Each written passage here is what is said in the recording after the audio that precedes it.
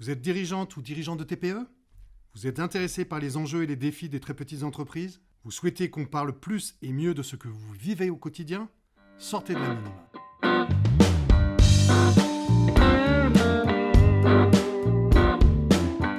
Aujourd'hui, on va parler de l'effet montagne russe que subissent et vivent les dirigeants des petites entreprises.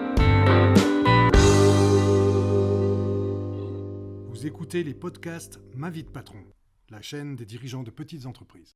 Alors en effet, comparé à des entreprises de plus grande taille, où la structure ou la hiérarchie permet de diluer un peu les interactions à l'intérieur de l'entreprise ou à l'extérieur de l'entreprise, le dirigeant de TPE est souvent exposé ou traversé par de multiples émotions. D'ailleurs, la santé mentale, puisqu'il faut bien appeler ça comme ça, des dirigeants d'entreprise, est très peu évoquée dans les médias parce que ça n'intéresse personne.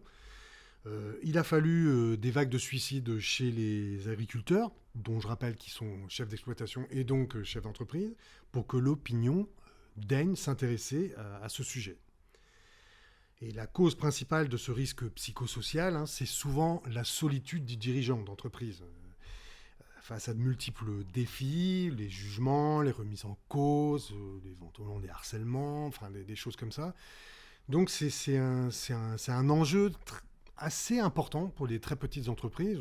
D'ailleurs, je vous rappelle que j'ai écrit un livre sur ce sujet qui s'appelle « La solitude du dirigeant d'entreprise en France ». Alors, dans une journée d'entrepreneurs, ou d'entrepreneurs de petits patrons, comme on dit, il n'est pas rare de descendre très bas, et puis de remonter très haut, et puis de recommencer très bas, voilà. À cause d'une mauvaise nouvelle, par exemple, la perte d'un client important, ou d'une bonne nouvelle, la signature d'un gros contrat qui apporte 6 mois de boulot. D'où l'effet de montagne russe. Alors, quelles sont les situations que traverse un dirigeant, notamment de petite entreprise, qui le fait passer par tous ces états, finalement? Alors, il y en a plusieurs, mais évidemment, de mon point de vue, une des raisons, c'est la trésorerie. Qui quelquefois, alors je l'ai déjà évoqué, en début d'activité souvent très basse, mais bon, du coup, finalement, on a toujours l'objectif de faire mieux et puis de faire du chiffre d'affaires et donc de mieux se rémunérer. Alors, parce que ça aussi, la rémunération, finance, c'est un problème chez les dirigeants d'entreprise ou de petites entreprises, mais la trésorerie dans une entreprise, ça, c'est une source d'angoisse immense, parce que quand vous avez plusieurs salariés, qu'à la fin du mois, il ne reste rien, que vous devez sortir les salaires plus les cotisations sociales et non pas les charges, ça, c'est une source d'angoisse importante. J'ai dû évoquer ça précédemment, mais là, on a un mal de ventre, un mal de bide, comme on dit, qui nous traverse parce qu'on ne sait pas comment on va s'en sortir. Alors évidemment, il y a des moyens, on peut faire par exemple de la facturage, on peut faire finalement sous-traiter la facturation à une banque qui finalement vous verse l'argent que vous n'avez pas encore mais qui va la réclamer auprès de vos clients. Il y a différentes solutions. Encore une fois, il faut que la banque vous suive parce que ça dépend de la situation financière de vos entreprises. Mais en tout cas, cette situation de trésorerie est une source d'angoisse et donc de stress très importante pour les très petites entreprises. Alors, pour d'autres entreprises aussi, ça dépend évidemment à quel poste on est dans une entreprise, mais voilà. Et il y a des conséquences de ça, parce que quand la situation de l'entreprise n'est pas bonne, parce que alors la trésorerie peut être très basse, pas parce qu'il n'y a pas de commande, elle peut être très basse parce que les clients ne payent pas, ça arrive, ou ils payent tardivement, ou on a mis trop longtemps à réaliser certains travaux, ça peut arriver. Dans un précédent podcast j'ai parlé des marchés publics. Si la collectivité ou l'institution publique vous paye très tard ou à la fin de vos prestations, il faut que vous arriviez à payer votre personnel ou vos salariés pendant tout le temps de la réalisation du contrat. Donc ça peut mettre à mal une trésorerie très, très, très, très rapidement. Puis alors dans ces cas-là, bien évidemment, les banques, quand vous êtes en difficulté, à moins de prouver que vous avez un carnet de commandes suffisant et que l'argent va rentrer, en général, ils vous abandonnent en rase campagne. Alors que les relations étaient excellentes quand il y avait de l'argent sur le compte, ils vous déroulaient le tapis rouge. Oui, monsieur Bandet, vous avez besoin de découvert, vous avez besoin de ceci, etc. Et au final, quand il y a une première difficulté, oui, vous comprenez, on ne sait pas de quoi l'avenir va être fait, on va peut-être vous regarder avant de vous aider. Moi-même, et on en reparlera sûrement dans d'autres podcasts, je me suis retrouvé dans des situations de trésorerie très très tendues où j'avais besoin du soutien de ma banque, et là, il n'y a plus personne. Alors que ne se sont pas gênés pour nous faire payer des frais bancaires un peu des fois ubuesques. J'avais calculé sur une quinzaine, même pas une quinzaine d'années, sur une dizaine d'années, puisque ces frais bancaires ont augmenté après la crise de 2008, très clairement. Je l'ai mesuré. Une dizaine d'années, moi j'avais 20 000 euros de frais bancaires là, qui ont été dilapidés, je le dis ça comme ça, auprès des banques, qui ne souffrent pas de problèmes de trésorerie, par définition. Donc voilà, ça, ces problèmes de trésorerie, c'est une source d'angoisse et donc d'émotions très, très intenses pour une entreprise.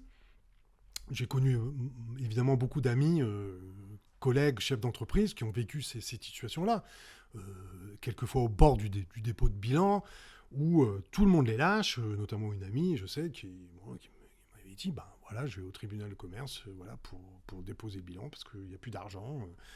Alors peut-être qu'elle avait fait des erreurs de gestion, des choses comme ça, mais peut-être pas non plus. C'est des fois la conjoncture, comme je l'ai déjà évoqué, qui fait qu'on se retrouve dans cette situation-là. Et le problème, c'est que là, tout le monde vous lâche. Et si vous traversez une mauvaise passe, il y a pourtant des dispositifs de sauvegarde, ce qu'on appelle des mandats ad hoc, des choses comme ça, qu'on va chercher auprès des tribunaux des tribunaux de commerce. Il faut vraiment être dans une situation désespérée pour qu'on commence à regarder ou qu'on commence à vous aider ou vous installer dans ces procédures-là. Ça m'est arrivé. J'avais eu une alerte à un moment donné où j'avais aussi beaucoup d'argent dehors. Quand on a de l'argent dehors, c'est des clients qui mettent du temps à payer ou qui ne vous payent pas. Ça arrive aussi pour diverses raisons. Vous allez au tribunal de commerce de votre ville et on vous dit ouais, mais vous n'êtes pas suffisamment désespéré pour qu'on engage les procédures adéquates. Donc du coup, vous vous retrouvez encore un peu plus seul. C'est ce que j'ai évoqué, c'est cette fameuse solitude, c'est-à-dire qu'on ne vous accompagne pas du tout. On vous laisse vous débrouiller, vous dépatouiller avec vos problèmes, et notamment quand il y a sur des problèmes d'argent, et on le sait partout, des problèmes d'argent, tout le monde vous lâche quand il y a des problèmes d'argent. Si vous avez une mauvaise passe et que vous demandez de l'argent à vos amis, en général, ils vous disent oui, écoute, c'est pas le moment, enfin voilà. Bon. Les entreprises, c'est pareil. Alors d'autres sources d'émotions, comme j'ai dit, et de montagnes russes, ce sont toute la partie relationnelle. Il y a les relations avec les salariés. Les relations avec les salariés ne sont pas toujours apaisées. Ça dépend des personnalités. Ça dépend du moment de leur vie. Ça dépend du moment de vie aussi du dirigeant. Il peut y avoir aussi des difficultés personnelles, donc il peut être pas forcément abordable à certains moments. Donc du coup, ça engendre des relations des fois conflictuelles, des fois parfois très conflictuelles. Et il ne faut pas croire que les dirigeants d'entreprise sont des gens froids qui n'éprouvent pas d'émotions. En général, ça nous remue. Moi, les exemples qui me viennent en tête, comme ça rapidement, c'est les moments où j'ai dû licencier des personnes. Et croyez-moi, je n'étais pas du tout préparé à ce genre de choses. Il y a des moments où il faut prendre ses responsabilités. La première fois que j'ai licencié quelqu'un, je me suis vu quasiment crier sur la personne, comme crier sur quelqu'un. Je l'ai vu même en tant qu'élu, et j'en ai parlé dans un autre podcast, quand j'ai vu des maires crier sur des gens parce que c'est un aveu de faiblesse. Mais j'étais pas préparé à ça. Et donc voilà. Donc dans ces cas-là, et pourtant, quand vous avez un salarié qui met en péril l'entreprise, dans une très petite entreprise, un salarié sur 3 ou 4 ou 5, c'est important. Donc si le salarié met en péril l'entreprise, vous n'avez pas le choix. Il va falloir à un moment le licencier, parce qu'il n'est pas performant, parce qu'il n'est pas compétent, ça arrive. Il n'est pas là au poste qu'il devrait être à ce moment-là. Et c'est comme ça. J'en discutais avec un collègue hier aussi, il a dit à une de ses salariés, le niveau d'exigence qui était demandé dans l'entreprise n'était pas atteint par une des salariés qu'il avait recruté un an auparavant. Il a dû s'en séparer. Donc, voilà. Donc, alors ça, après, voilà. Mais c'est une source de stress et d'émotions très, très importante parce que moi, personnellement, en tout cas, Il y a des chefs d'entreprise qui peuvent faire l'abstraction de ça et être effectivement assez froids et assez impassibles par rapport à ça, mais il y a une forme d'affectif quand même qui se crée avec des salariés. Vous ne pouvez pas... voilà, il y a un attachement avec certains qui peut se créer. Et donc, forcément, c'est toujours très douloureux. Il peut exister aussi des conflits avec des salariés ou des salariés vous remettent en cause sur vos pratiques. Alors, si c'est justifié, on peut se dire, bon, ok, voilà, on peut se remettre en cause en disant, bah voilà, il faut peut-être changer un certain nombre de choses à les pratiques, notamment si le chef d'entreprise en question, je sais pas, harcèle d'une manière ou d'une autre ses salariés, ou ne fait pas preuve de discernement dans certaines situations. Hein. Malheureusement, ça existe, et j'en ai vu beaucoup aussi, où il y a des abus, ça existe vis-à-vis de certains salariés, mais ça existe dans l'autre sens aussi. J'ai vécu des situations où certains salariés m'ont harcelé. Ce sont des situations qui sont très peu décrites, parce qu'en général, c'est rarement ce genre de situation qui arrive au prud'homme, hein, puisque c'est au prud'homme que se gèrent les conflits avec les salariés. Mais malheureusement, ça existe et c'est tu dans les très petites entreprises, parce que on ne peut pas se dire qu'un chef d'entreprise va être, harcelé ou déstabilisé par un salarié, mais malheureusement, ça existe. Et là, je vous assure qu'au niveau émotionnel, au niveau stress, c'est un stress énorme et qu'il faut pouvoir gérer parce que ça vous déstabilise complètement. Moi, j'ai eu connaissance de chefs d'entreprise qui ont fait des burn-out à cause de situations comme ça, ou qui ont arrêté leur entreprise parce qu'ils ne pouvaient plus assumer le fait d'être remis en cause par les salariés. On peut toujours discuter du fondement, mais malheureusement, dans certains cas, c'est pas fondé, c'est plutôt des jalousies,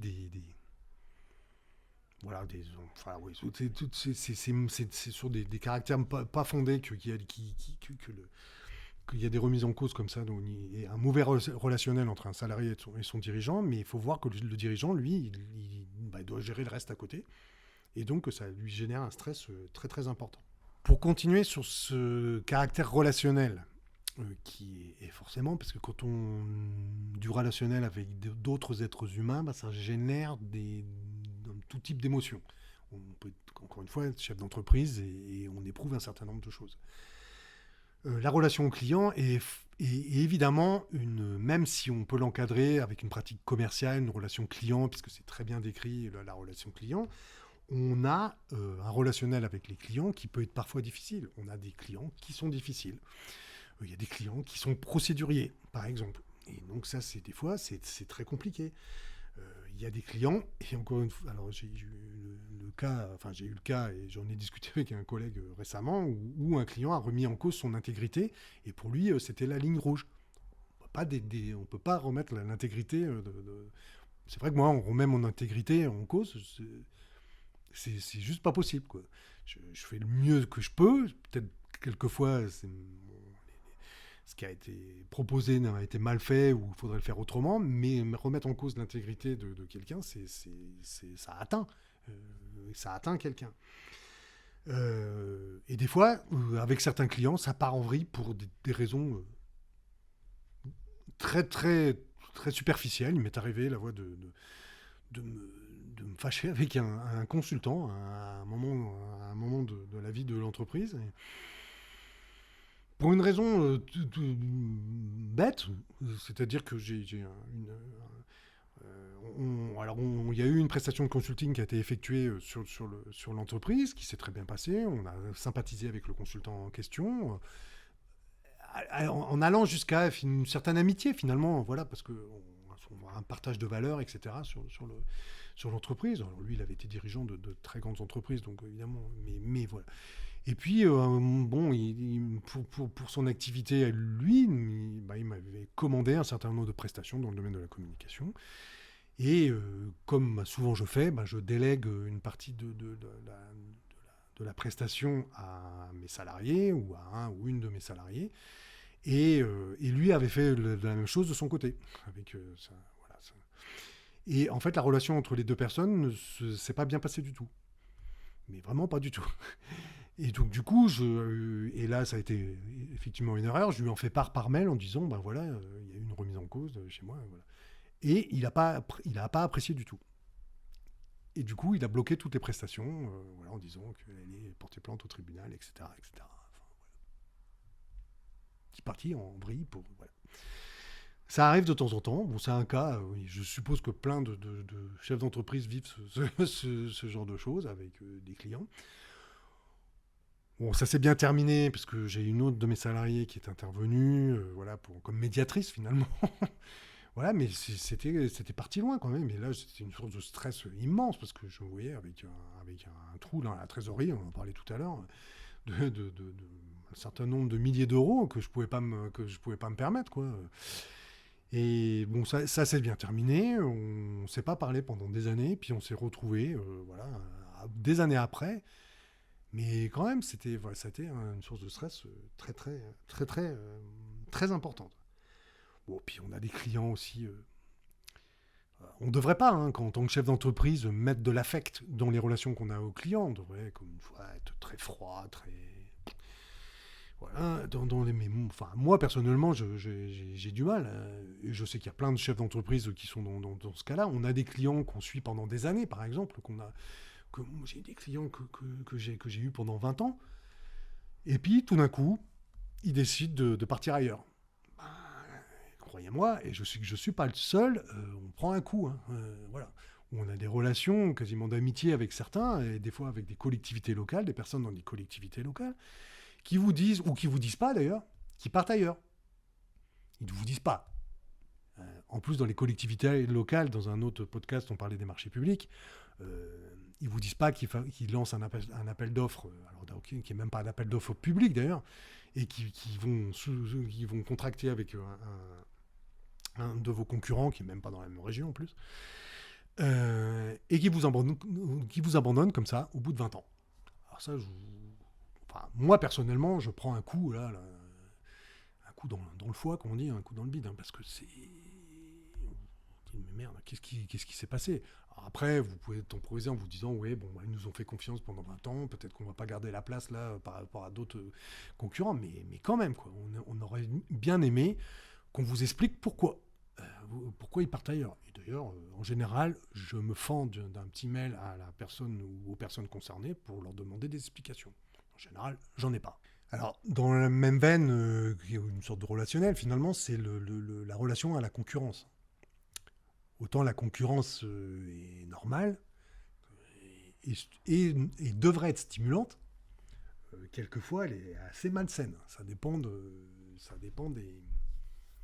des relations que vous avez avec vos confrères, si on les appelle comme ça, ou concurrents. Moi, j'ai toujours fait en sorte de les croiser dans les différents salons ou réunions organisées par les clubs d'entreprise, par exemple, ou des grands syndicats comme le MEDEF, le CGPME, des organismes de ce type-là. Ça permet d'abord de mettre des visages sur les noms de vos concurrents. Ça permet souvent des fois de blaguer sur comment dire, les contrats qu'on a remportés les uns aux autres, sur lesquels on s'est affrontés. Mais bon, à la limite, c'est comme une compétition sportive, on va dire. C'est que le meilleur gagne. Quelquefois, ça se passe pas bien. Hein. Il y a des concurrents ou des concurrents émergents, souvent, c'est souvent comme ça, qui vont vous casser du sucre sur le dos, hein.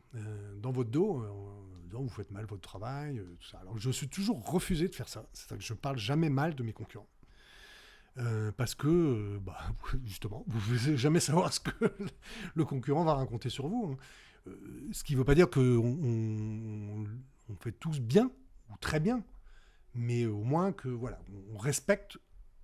Normalement, il devrait y avoir un certain respect qui s'installe entre les concurrents. Et malheureusement, on a alors je dis des jeunes, c'est pas des jeunes en âge, ça peut être des jeunes entreprises qui ont un peu les dents qui rayent le parquet et qui vont vous mettre des bâtons dans les roues, hein, qui vont essayer de détruire votre réputation. Ça existe.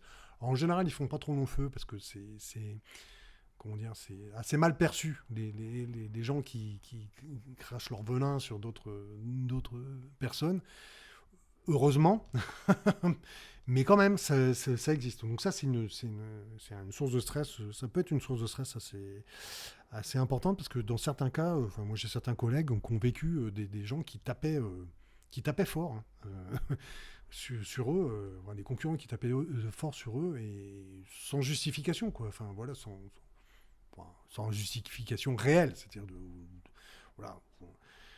Les gens qui font mal leur travail, en général, ils ont une réputation, ça se fait tout seul. Il n'y a pas besoin de taper dessus. Voilà, on sait tout de suite si quelqu'un travaille mal ou pas.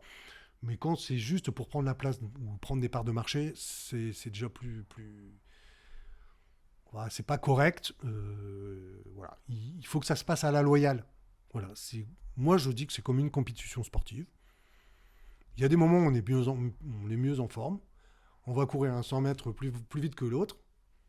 Bah, tant mieux. Et puis des fois, on va le courir moins bien. Et puis on va perdre. C'est comme ça. Mais ça se fait à la loyale et sans dopage. Un autre type de relation qui peut être très stressante, c'est la relation avec l'administration. Alors ça, c'est... alors, outre la peur que peut nous inspirer l'administration en termes de contrôle fiscal, en termes de contrôle URSSAF ou d'autres contrôles dans d'autres activités qui sont très normées, par exemple, où il y a besoin de contrôle. L'agroalimentaire ou l'alimentaire, en général, il y a pas mal de contrôles. Et c'est assez précis. L'agriculture, je sais qu'il y a beaucoup de contrôles aussi.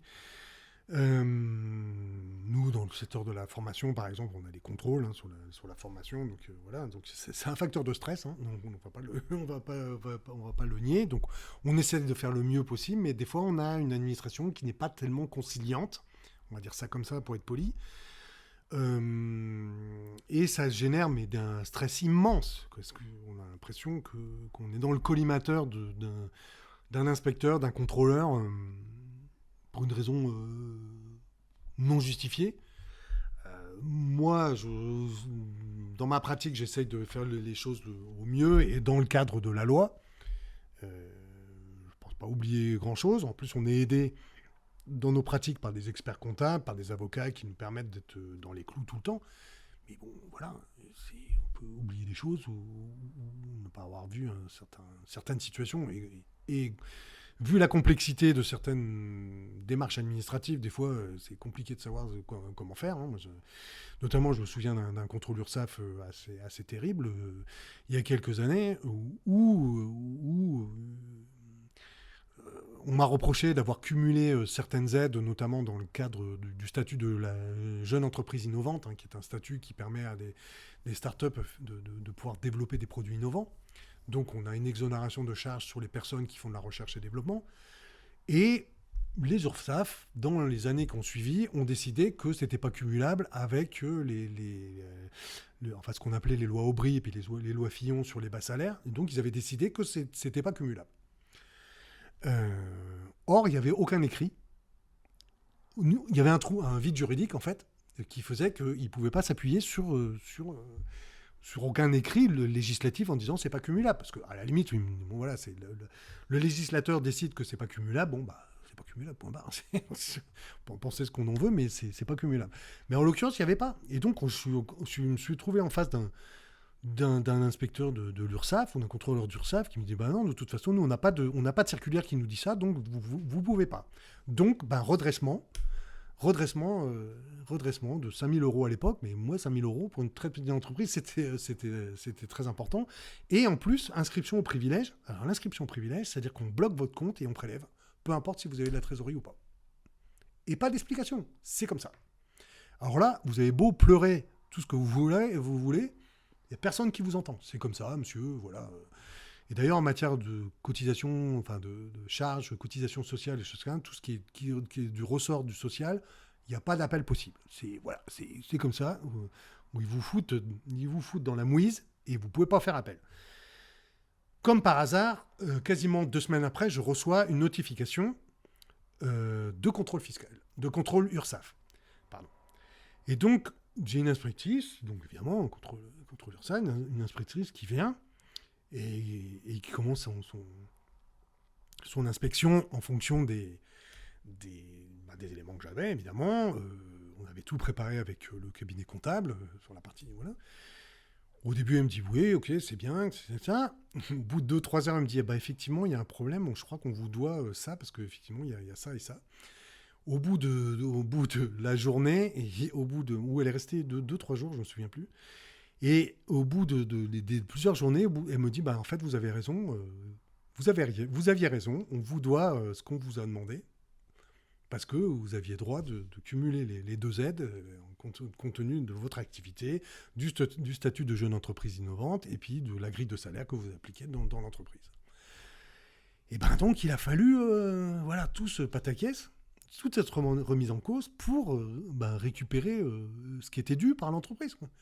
Et parce que il y a eu un malentendu avec un contrôleur d'une administration d'un domaine social, l'URSSAF, à un moment donné.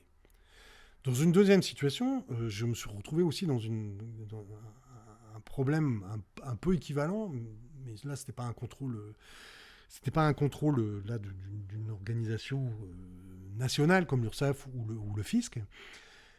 C'était un contrôle sur une formation qui était financée à 50% par ce qu'on appelle le FSE, le Fonds social pour l'emploi. Le FSE, c'est un fonds européen. Et l'Europe est très, très, très tatillonne sur les sous qu'elle donne aux entreprises qui bénéficient de ces aides. Donc c'était une formation qui était sur 3 mois, avec des stagiaires qui avaient été tous enchantés de la formation. On faisait un show multimédia, on présentait les œuvres des stagiaires au bout des 3 mois. Alors c'est dans le domaine de la communication, j'aurais dû le préciser. Donc tout se passe bien. J'avais bien suivi les procédures, le dépôt de dossiers en amont de la formation, le dépôt des dossiers et le bilan de la formation après la formation. Et comme c'était du FSE, contrôleur FSE, diligenté par la région Bretagne, parce qu'ils étaient obligés d'avoir un contrôleur FSE, puisque c'est la région Bretagne qui pilotait en tout cas ces formations au titre du programme de formation, programme régional de formation, et le mec arrive et il commence à regarder ce qu'on a fait. Alors, tout ce qu'on avait fait au niveau pédagogique, les résultats, le suivi, même les émargements, tout ça, ils s'en foutaient complètement. Par contre, il regarde le budget de la formation, il me dit « mais votre budget n'est pas équilibré ». Je dis « c'est normal, on est une entreprise, on ne peut pas être équilibré ». Ah, mais il dit, mais non, il faut que ça soit équilibré, parce que je dis, mais oui, mais c'est pas possible, parce que je suis une entreprise, donc un budget, ça peut pas être équilibré. À partir du moment où je suis censé, en tant qu'entreprise, faire un bénéfice, pas énorme, je suis censé faire un bénéfice, et donc forcément, le budget, il peut pas être équilibré. C'est juste pas possible. Et puis, en plus, il y a de la TVA que je dois verser, etc. Ah, il dit non, il faut que ça soit équilibré. C'est comme ça, c'est la comptabilité publique, ça doit être équilibré. Et le gars, au bout de la journée d'inspection, il me retourne, je vais vous inscrire à l'Office européen des fraudes, vous allez voir, au moins 20 000 euros de redressement, ce qui était l'équivalent de la formation, ce que j'avais gagné avec la formation, mais on avait travaillé quand même. Donc c'était pas le bénéfice, c'était le budget de la formation. Donc il va avec son petit effet. Il était content de son coup. Je n'ai pas eu. Alors moi j'étais catastrophé complètement, quoi. Je me dis mais comment je vais pouvoir payer 20 000 euros, c'est la mort de l'entreprise, quoi. C'est pas possible. Et pendant 9 mois, pas de nouvelles. Pendant 9 mois, le mec il a mis 9 mois à écrire son rapport. Effectivement, à la fin, en disant, vous êtes passible d'un redressement de 19 000 euros, je ne sais plus combien à l'époque. Loin des 20 000, quoi. Ah, là, évidemment, quand vous recevez de ça, je parlais des bas, des très bas, alors. Moi, j'étais effondré. Je crois que j'ai dû dire à mes salariés, peut-être que dans 3 semaines, là, on dépose le bilan, parce que je ne sais pas comment je vais m'en sortir, quoi, avec cette chose-là. Et bon, je suis quand même quelqu'un qui se bat, heureusement. Je pense que c'est comme ça et comme beaucoup, on arrive à traverser les épreuves. Mais donc je contacte mon avocat, je dis il y a un truc, ça va pas. Puis j'ai réépluché ce qu'il me reprochait, et c'est effectivement après coup que j'ai vu qu'il se trompait complètement sur le raisonnement qu'il avait émis, c'est-à-dire il se trompait déjà fondamentalement sur le fait que le budget devait être équilibré. Il ne pouvait pas, puisque on était dans un cadre privé. Donc je ne pouvais pas équilibrer un budget comme une collectivité. Une collectivité, elle équilibre son budget. Les recettes, dépenses, en gros, enfin voilà. Et lui, il raisonnait comme ça. C'est juste pas possible. Et en plus, il n'avait pas compris qu'une entreprise paye de la TVA. Donc forcément, ça déséquilibrait le budget, puisque je reverse la TVA que j'ai gagnée à l'État, puisque les entreprises sont collectrices de la TVA pour l'État. C'est le rôle que l'État leur a donné. Ben, on a été défendre ça auprès de la région Bretagne, hein, et on a gagné. Mais voilà, et cette histoire, ça a duré presque 2 ans en tout, le temps que j'obtienne le gain d'avance. Vous imaginez l'état de stress par rapport à l'avenir de l'entreprise à cause d'une mauvaise interprétation finalement d'un budget sur une malheureuse formation pour une petite entreprise. Bon, puis il y a évidemment d'autres situations de stress où,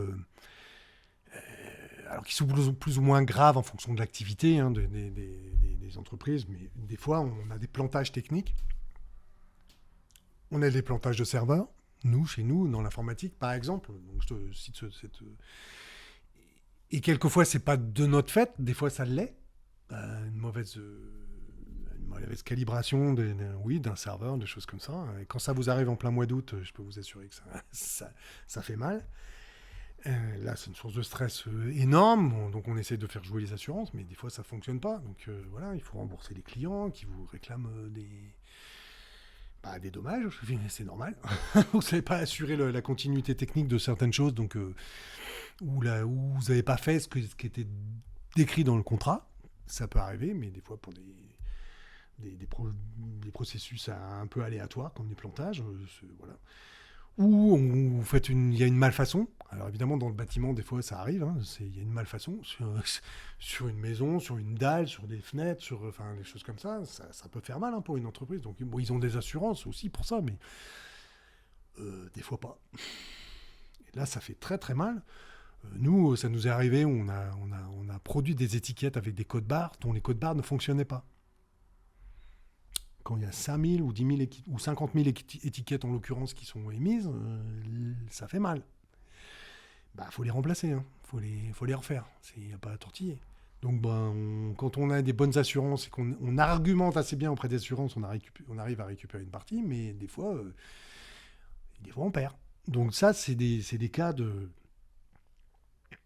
stress aussi assez important. Donc on fait tout au mieux pour que ça ne se produise pas.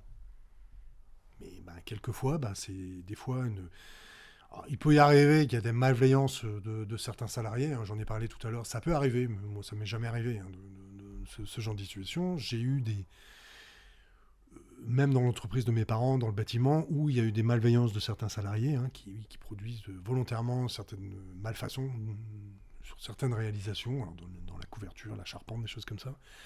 Et en tant que chef d'entreprise, vous êtes obligé d'assumer. Il n'y a pas de... Il faut faire. Donc ça, voilà. C'est très important. Ça peut être très important dans certains cas. Ça peut être très dommageable pour l'entreprise. Donc il faut assumer ça. Bon.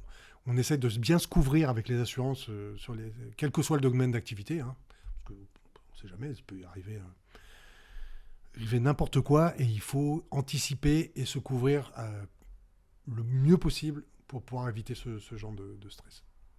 Parce qu'en plus, il y a un dommage, qui est, financier, mais il peut y avoir un dommage en termes d'image.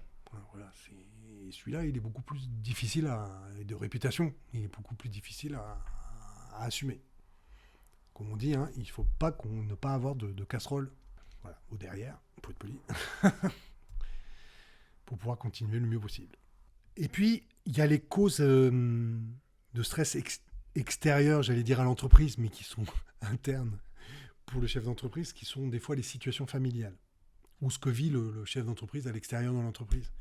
On ne peut pas déconnecter le chef d'entreprise de ce qu'il vit dans son couple, dans sa famille, avec ses amis. Voilà. C'est juste impossible. On ne peut pas arriver le matin, si on a eu un décès d'un proche, on ne peut pas arriver le matin comme si tout allait bien, quoi. Et puis voilà, on change de casquette. Moi, personnellement, ça me paraît impossible. Des situations familiales, oui, s'il y a des tensions dans le couple, par exemple, et j'ai dû en parler auparavant, on ne peut pas faire comme si tout allait bien. si un chef d'entreprise ou une chef d'entreprise est en situation de séparation, de divorce, ben forcément, ça va transparaître dans son activité. C'est très difficile d'arriver le matin face à ses salariés avec le sourire, la banane, voilà. Et pourtant, c'est ça qu'il faut faire. Mais il y a des matins, c'est pas possible. c'est, voilà. Et ça, c'est très compliqué. Et donc, ça participe aux fameuses montagnes russes, hein, qu'on peut subir parce que, ben oui, si vous avez un enfant qui va pas bien, qui est à l'hôpital, qui voilà, et vous avez peur pour sa vie ou voilà, ou sa santé, forcément, ça vous occupe l'esprit, hein. Bon, entre autres, mais ça peut être évidemment d'autres situations. En 25 ans de pratique, effectivement, voilà, je me suis trouvé confronté quelquefois à ça, où voilà, un enfant qui est à l'hôpital pour une raison particulière, ben, je vous assure que l'entreprise, elle passe au second plan, hein. Donc voilà. Euh, ou même quand vous avez un enfant qui naît. J'en ai, eu un qui est né pendant que j'étais chef d'entreprise. Ben forcément, c'est quelque chose qui passe après. Enfin, l'entreprise passe après, évidemment, le- la naissance de votre enfant. Voilà, donc on peut pas, enfin, à mon sens, hein, il y a peut-être des gens qui sont capables de faire ça, ou alors ils ont peu d'empathie, hein, mais c'est très difficile de faire abstraction de ce qu'on vit, à l'extérieur. Donc forcément, ça influe sur l'humeur que vous pouvez avoir voilà, ou l'état d'esprit que vous pouvez avoir à un moment donné de votre vie d'entrepreneur. Donc il faut aussi en tenir compte. C'était des fois difficile de faire comprendre ça aux salariés, parce bon, d'abord, ils sont pas au courant forcément, hein. Et puis ils comprennent pas qu'à un moment donné, voilà, on leur réponde pas comme ils veulent à un moment, voilà, à cause de ces situations-là. Mais pourtant, ça existe et il faut faire avec. Puis on va finir par le positif. Il y a, au contraire, il y a les moments voilà, où on est tout en haut. Et que j'appellerais, par exemple, même des fois, on a des moments d'euphorie. C'est pour ça, c'est montagne russe. C'est-à-dire que dans la gestion quotidienne, voilà, bon, on gère une certaine humeur, etc. Mais qu'il y a des fois, vous obtenez des contrats importants, ou voilà, votre chiffre d'affaires, voilà, vous dites, tiens, là, j'ai réalisé le chiffre d'affaires qu'il fallait, voilà, ou alors, ou tout simplement dans la vie de l'entreprise avec un salarié qui vous dit merci pour quelque chose, ou voilà, il y a un travail d'équipe qui est super. Bon, des fois, on travaille des moments d'euphorie, quoi, totale, quoi. Et c'est pour ça que je disais en début de podcast que des fois on est tout en bas, puis tout d'un coup, waf, là, des fois on trouve la solution aussi dans la journée, hein. On est tout en bas, on ne sait pas comment on va s'en sortir, comment on va renflouer les caisses, comment on va solutionner un problème technique important, puis dans la journée, paf, tout se débloque. Alors voilà, on part dans les tours, là, dans l'autre sens, quoi. Et donc c'est ça qui est un petit peu malsain, mais ouais, c'est ça, des fois, je remporte un contrat. Alors, ça me fait sourire ou ça va faire sourire, mais moi, ça m'arrive de crier sans bruit. C'est-à-dire que je crie parce que je suis super content, mais évidemment, je crie pas. Je mets pas de son parce que je veux pas déranger tout le monde. Ou alors, j'exécute un petit pas de danse, là, comme ça, furtif dans mon bureau, parce que, ouais, parce que je suis super content d'avoir remporté un contrat, parce que voilà, ou ça s'est bien passé, ou j'ai obtenu quelque chose dans la gestion de l'entreprise, par exemple, voilà, le certificat Calliope, ou des choses comme ça, des choses un peu difficiles, quoi. C'est des petits succès, quoi, finalement. Voilà. On fonctionne aussi avec ça, hein, voilà. Mais voilà, mais du coup, finalement, pour finir là-dessus, cette vie d'entreprise, on passe par des hauts et des bas tout le temps. Alors, effectivement, plus au début de l'activité d'entreprise, parce qu'on régule moins ces émotions-là. Mais quand même, quoi, régulièrement, voilà, on passe par des états d'âme, des états d'esprit qui sont bas ou hauts, et ça use énormément, parce que autant on se dit, quand les moments d'euphorie, oui, c'est joyeux, tout ça, voilà, on fait le plein d'énergie, mais quand même, cette